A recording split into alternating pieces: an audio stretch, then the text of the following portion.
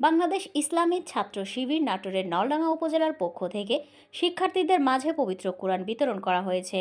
নাটোর জেলা প্রতিনিধি জানান, রবিবার সকালে উপজেলার সোনাপাতিল মহিলা কলেজ হলরুমে শতাধিক শিক্ষার্থীদের হাতে পবিত্র কোরআনের কপিগুলো তুলে দেওয়া হয়। বাংলাদেশ ইসলামী ছাত্র শিবির নলডাঙ্গা থানা শাখার সভাপতি আবু রায়হানের সভাপতিত্বে সেক্রেটারি তারেক রহমানের সঞ্চালনায় প্রধান অতিথি হিসেবে উপস্থিত ছিলেন বাংলাদেশ ইসলামী ছাত্র শিবিরের কেন্দ্রীয় ফাউন্ডেশন বিষয়ক সম্পাদক মোহাম্মদ আসাদুজ্জামান। বিশেষ অতিথি হিসেবে উপস্থিত ছিলেন বাংলাদেশ শ্রমিক কল্যাণ ফেডারেশন কেন্দ্রীয় কার্যকারী পরিষদের অন্যতম সদস্য ও রাজশাহী অঞ্চলের সহকারী পরিচালক সাবেক উপজেলা ভাইস চেয়ারম্যান অধ্যাপক ডাক্তার মোহাম্মদ জিয়াউল হক, বাংলাদেশ ইসলামী ছাত্র শিবিরের নাটোর জেলা সভাপতি মোহাম্মদ আফতাব আলী, বাংলাদেশ শ্রমিক কল্যাণ ফেডারেশন নলডাঙ্গা উপজেলা শাখার সভাপতি মোহাম্মদ মামুনুর রশিদ মোল্লা, বাংলাদেশ ইসলামী ছাত্র শিবিরের নলডাঙ্গা থানা শাখার অর্থ সম্পাদক আব্দুর রহমান ও অন্যান্য সেক্রেটারিয়েট সদস্য।